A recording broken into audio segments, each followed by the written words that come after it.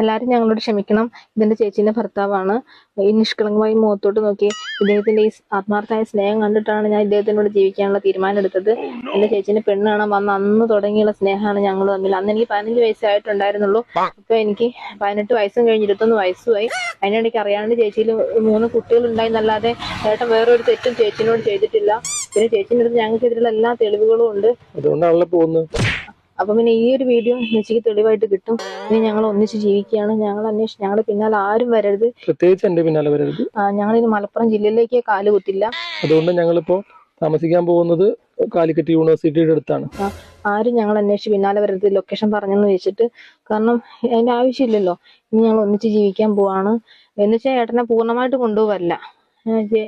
ചേച്ചിക്ക് എപ്പോ വേണമെങ്കിലും ഞാൻ തിരിച്ചു വരും. എനിക്ക് അവിടുന്ന് ഒരു 2-3 എണ്ണത്തിന്റെ കൂടെ പൊക്കാനുണ്ട്. അല്ല, തിരിച്ചു കൊണ്ടുവരാനുണ്ട് എന്റെ കൂടെ.